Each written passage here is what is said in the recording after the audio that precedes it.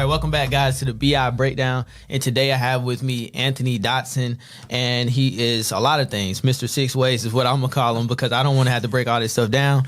So I'm going to let him tell you a little bit more about himself, what does Six Ways mean, and, of course, we want to know a little bit more about his books and other stuff that he does as well. So tell us a little bit more about yourself. All right, I'm Mr. Six Ways because I teach people 6 ways to do anything. But my primary business is a business I started with my daughter because we realized parents a lot of times worry more about money than the actual time spent with their children, and they try to replace memories for gifts. So we created our own business teaching parents how to build profitable businesses with their children, and we go around the world teaching financial literacy. Okay, cool. So, and I have some of these books here. So one of these is Finding 750 and Aaliyah and the Investment Factory. Give me a brief description of both of them. Finding 750 is pretty much like if you ever watch Foster Home for Imaginary Friends. We created a character called 750, which was her animal that she ended up losing because she ended up not listening to her mom about, the things that she's supposed to do to make sure that she keeps 750 up to date. So she ended up going to a car lot and ended up letting them pull her magical number, which was her social security number, and end up costing her 750. So through the book, she goes trying to find 750, and then she starts to listen to her mom, and then she end up getting a higher credit score, but was a higher imaginary friend. That was pretty much the basis of Finding 750, to show kids kind of a small way about credit. So now when they get older, they'll know exactly, what we mean. And it works for all age groups because of the analogies inside of the book. And then Aaliyah and Investment Factory is just about investing. It's like pretty much a book kind of based off Dave and Buster's or Chuck E. Cheese, where you play different games to, create generational wealth or create money concepts. Man, okay, great. So that's very interesting. And like I said, I like the design of these books. Very, very detailed too, and kind of in what it's saying and showing. You do a bunch of different things. So at first I thought that's what it was. So you broke it down for me. That's why I asked the question. I was like, is it because he does more than one thing? Is that why he's Mr. Six Ways? So definitely with the books, and then I know you do some public speaking as well. So speak to that and let us know a little bit about some of the stuff that you either have coming up or some of the events. I know you just did some recently. Speak to that. I kind of moved over to the branching of public speaking, getting into the schools, because I realized we give the wrong ideas to kids sometimes because we treat them like certain things they can't do and certain things can't happen. But once you open up your creativity, your opportunities are endless. So I go into the schools to motivate the children, but me and my daughter go around, speaking to parents about how to spend more time with their kids, how to bond through business, as well as we are now going into athletes, which we're releasing in the next couple of months, where we're teaching athletes how to monetize while they're becoming an athlete, as well as being an athlete. Because what happens a lot of times with athletes is once the sport is over or injury happens, they have no money, or they don't know how to make money. So we're teaching them ways to make generational wealth while becoming an athlete, while being an athlete, and while growing out of an athlete, so that way they're always making money through different business ventures. Wow. Yeah, man, that's powerful, dude. So taking it to that next level. So just like, I like how, whether it's at the lower level with kids, reaching out to like extracurricular, and working with athletes, it's just helping people understand that, finances is something that's important to all of us. And I think that's what we have in common. That's why I wanted you on. Is because, of course, we're helping people with financial education as well, and that's a large part of what my show and podcast is about. Now, I wanted to get into talking about business credit. So this is something too. I'm like myself. I'm going to be contacting you here because I have some new business ventures coming up. So I know you said at one point, I'm not doing it no more. I was like, dang, he would stop right when I want to get right. He gonna stop. So I definitely, like I said, I want to work with you on some of that, but tell me about credit and of course we already talked about it a little bit, but give me a little bit of a foundation around, what were you doing with helping people with personal credit and business credit, and maybe a couple credit tips. I got you. I can't run away from credit, but yeah, I was very deep in the credit space, funding space. And one thing I realized was a lot of the things that we look at and we realize are predatorial. So when it comes to your credit and it comes to your credit report, certain things that we feel like we got to pay off or got to do, we don't necessarily have to do. And honestly, when these people are calling you, if they're calling you at the wrong times, that's a way to remove a collection. And another thing that people don't realize is that company you owe is not the company that has the collection. You never gave the rights to whatever you're doing to another company. So you don't owe that company anything because they bought your collection for a certain price and now they're trying to get the same amount of money out of you. But a lot of these companies are not doing business correctly. So if they're calling you after business hours or if they're calling the wrong number, whatever the case may be, let's say they call your child instead of you. That's an easy fix to getting rid of, your credit problems. But I really don't, really talk into credit anymore. But the thing about credit is more on the business side. When you really tap in on the business side, you understand a lot more. And one of the things I tell people all the time is, why wait till you retire to start a business when other people are starting businesses from the jump? You know what I'm saying? It's just like, anybody selling drugs, you get stuff on consignment. That's all a business credit card is you're getting money on a consignment.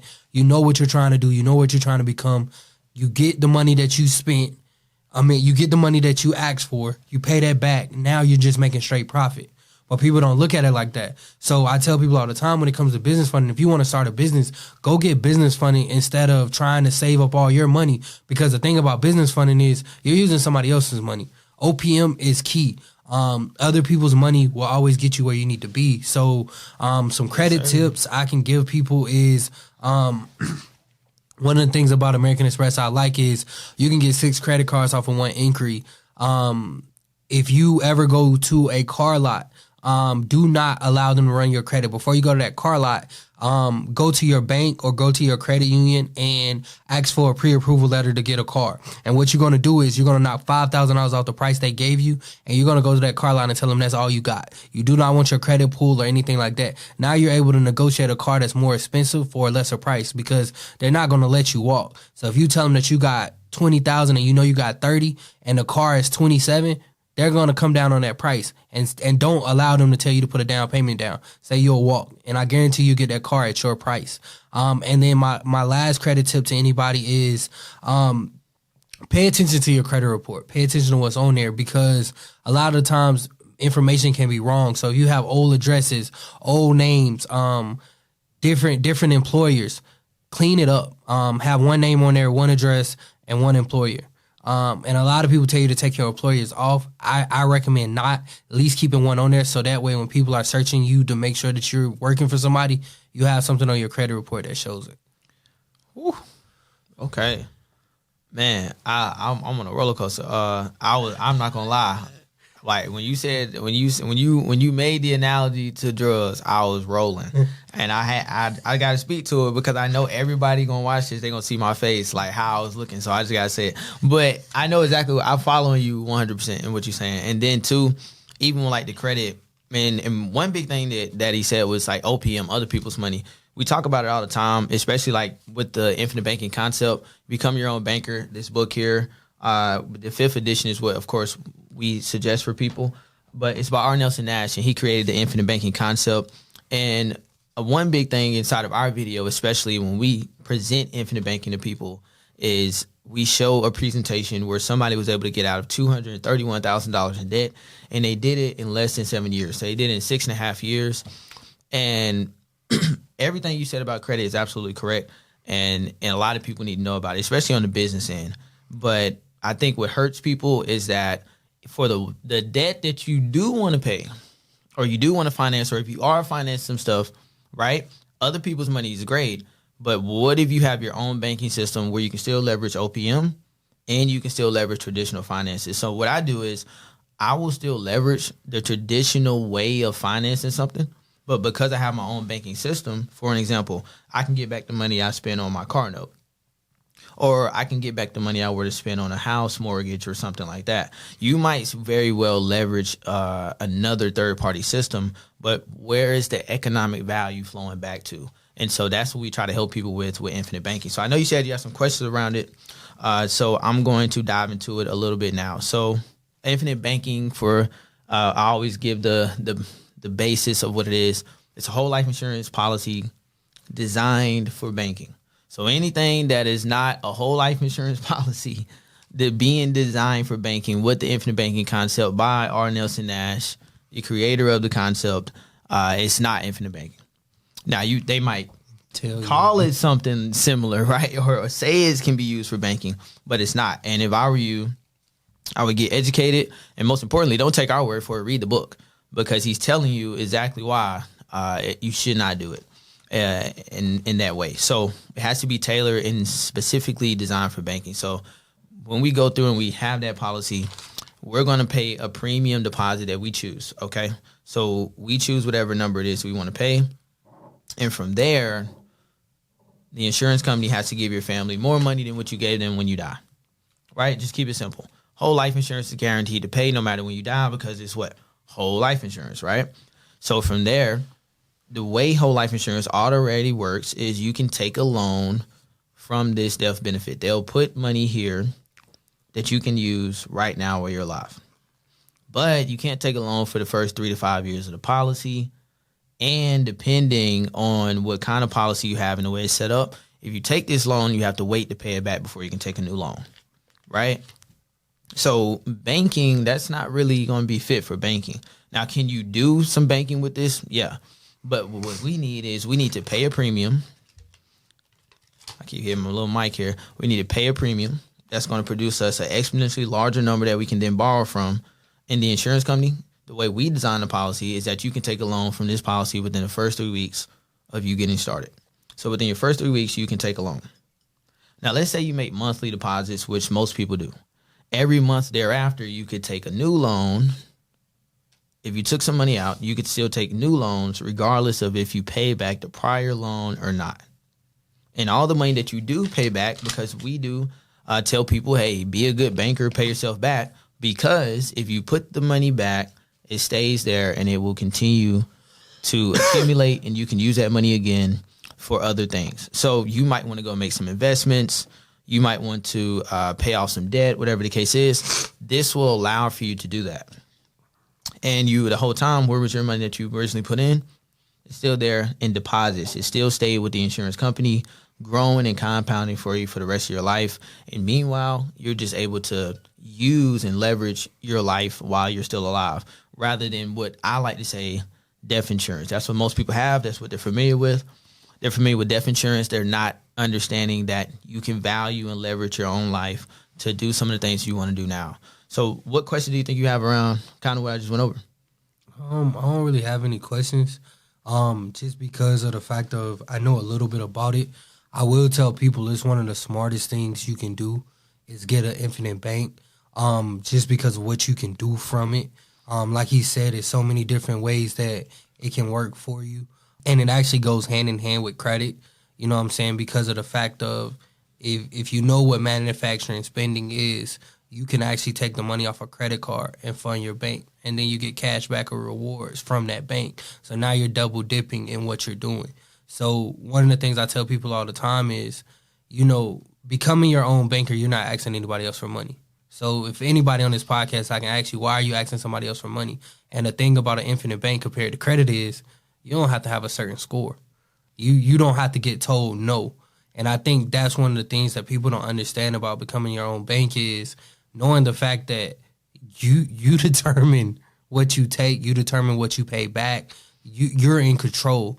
Whereas credit is like, I got to have it a certain way. I got to be set up this way. And it's still no guarantee that bank or credit union is going to give you money. They're showing you how to say yes to yourself. And the biggest investment you can have is on yourself. Parents, from a financial literacy standpoint, how many of you guys are worrying about student loan debt? How many of you guys are worrying about going in debt for college when he just showed you how to make the money to send your kids to college? Yeah, man. Everything you just said was powerful, dude, and especially like how you said how it correlates and lines up with credit. And so I think a lot of people think that they think about credit in the wrong way. They think about it just on a consumer basis. I just want to have a good credit score so I can just consume. They're not understanding that really you want to have a good credit score so you can turn credit into cash. So So you can turn credit into opportunities in different business ventures. And that's exactly what it is. The reason why we want to finance through ourselves is because, not saying that we still won't maybe leverage or traditional. Like, I might still go get a car note.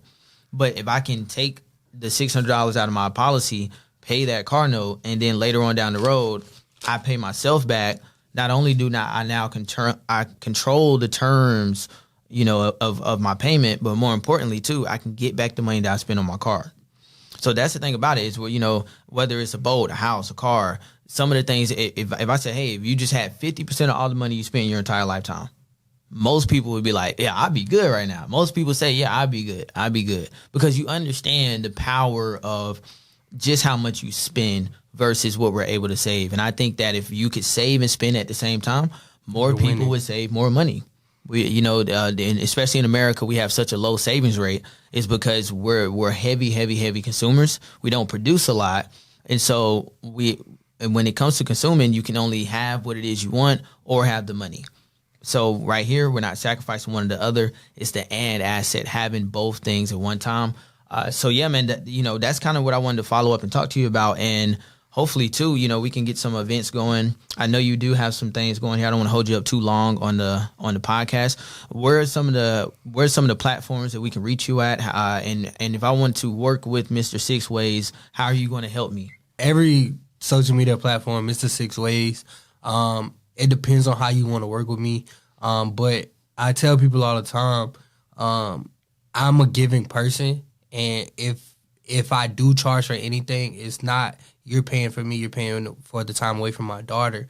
But also I'm the type of person that if I can't give out free information, that means I don't know enough. And I think that's the difference between, a lot of entrepreneurs is the fact of they want to hold the information. I want all my people to grow. I don't want us to be in poverty because I look at it like this. Think about an infinite bank or thinking about, credit. If you go in the hood today in a Ferrari or a Lamborghini, those kids will listen to you. But a lot of people feel like once you go out there, those kids are lost. If you have the things that they never seen before in their lives and you bring it in front of them, they're going to want to know how to do it. They're going to want to know how to get there. And another thing that I can say is, outside of me and just about what they're talking about, I'm going to put it like this. Opportunities don't last forever. Opportunities may come today and may not be there tomorrow. So if somebody's calling you to invest into real estate with credit, it's a certain way you're going to have to do that, and you got to hope that you're going to get that money. And let's say you do take all this money from a credit card.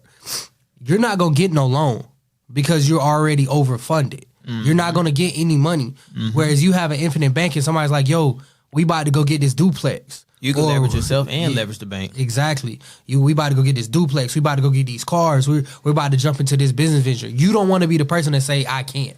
Or I don't know how to, or I don't have the money right now. Mm-hmm. If you set up these policies correctly, you have the money to go invest with your friends to double, quadruple, whatever money you have. Turn these liabilities into assets. But you have to understand how, and these guys are teaching you guys how to do that. So yeah, you guys can follow me and learn from me, but y'all need to stay tuned into this podcast because that's really what's going to teach you. Man, hey, I was about to say, hold up, now I'm about to put you on. Yeah, I thought it's your show.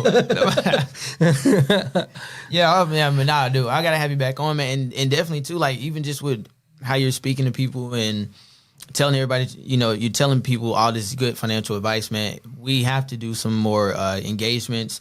We have to link more, and like I said, and just kind of speaking to what you said something powerful. If I can't give away some free information, I don't know enough. That's powerful because I feel like I give away free gems all the time. And because I feel like the knowledge is what you're going to pay for. The information is general. This is just, it's so good of information, you just wasn't getting it before. But that's what we giving it to you on a level, like we're bringing it to the everyday person. Like, boom. How many people, like, you're not learning credit in school? Your child, building a business with you and your child. You see what I'm saying? Like that's going to cause so much chemistry between the parent, the child, and most importantly, just the experiences that they will get. How many people are starting businesses at a younger age? So I mean, yeah, man, everything you said, I love it, man. I can't wait to have you back on. guys at home, there's going to be some links in the descriptions. Also, too, we're about to hit 100 subscribers. So make sure you're hopping in there and you get inside that first 100, because that's where we're pulling from at random. We're going to have a $100 giveaway. And then from there, don't worry, you can still be selected, because we're going to have a bunch more cash prizes. The next one will be $500 at 500 subscribers. So make sure you subscribe, leave a like, and share. And of course, better investments equals a better future. And I'll catch you guys in the next one.